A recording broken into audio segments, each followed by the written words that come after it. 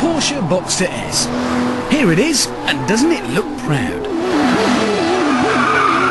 Let's just recap its outings on Top Gear to date. On our track, it monstered the Merc SLK 350 by 4 whole seconds. So then we stepped things up a notch by pitting it against the SLK 55 AMG in the industry standard getaway from the Army Snipers test. And guess what? The cheaper, less powerful Porsche still won.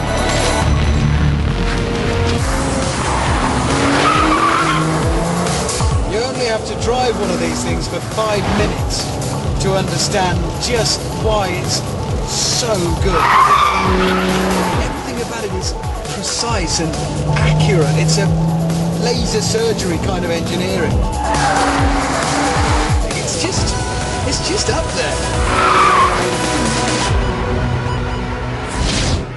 And we were starting to wonder, was there anything out there that could wipe that smug smile off its face?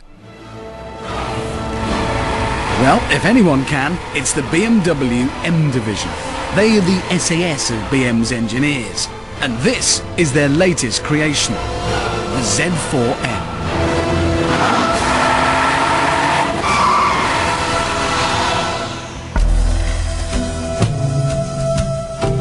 It's a car dripping with menace. There are nearly as many M badges as there are exhausts. At the front, the air intakes are big and fierce, and under the new bulges on the bonnet, you'll find a 3.2-litre straight 6 from the M3 CSL. That gives the Z4M 338 brake horsepower, which is 63 more than the Boxster.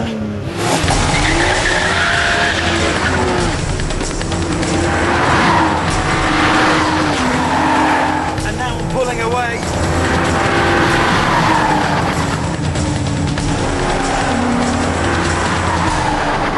Naught to 60 in 5 seconds. Mine, I think. Now the Z4 costs £43,000, which is £4,000 more than the Boxster S. But as we've demonstrated, it does have more power. And as we can see, it's also much better looking.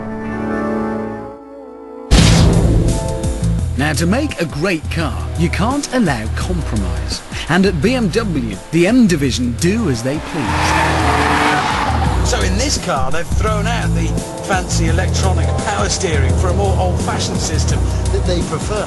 They've also got rid of those ridiculous run-flat tyres, and they've not messed about with any fancy gearboxes either. They've fitted it with a proper old-fashioned manual. That is a set of confident decisions. So naturally, you'd be forgiven for approaching any corner with a similar amount of confidence.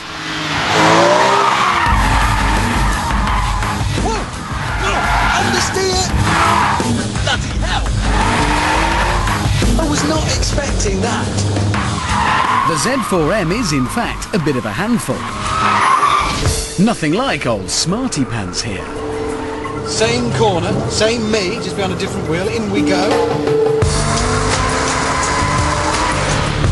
No problem. Suddenly I'm transformed. Back from driving dog to driving God. At first I thought the M people had come up with a turkey. But sometimes the fault isn't with the car. You see, what I've been doing is driving it like the Boxster, like a precision tool. What you really need to do is grab it by the scruff of the neck and treat it like the leery beast that it is. What you gotta do is chuck it in. It's a monster. Keep the power on, let the back slide. Trust it'll come back. And eventually, we're all right. It's a madman.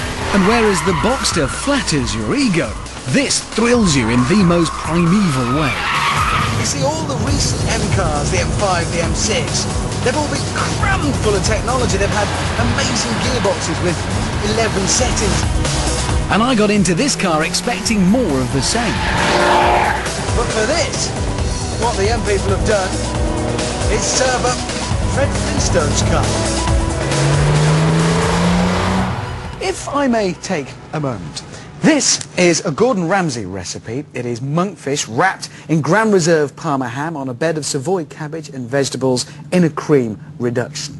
This is the Porsche Boxster, the very best of ingredients and precision preparation coming together to create one harmonious whole.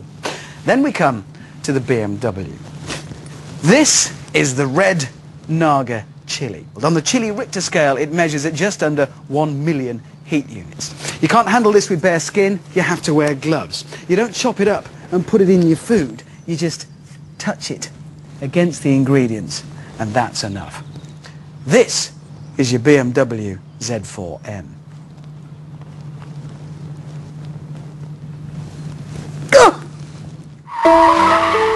The Z4M really is the hot chili. The Boxster will never sound as good, nor thrill half as much. It absolutely steals your heart, which is why it's the one I'd drive home, if I could see.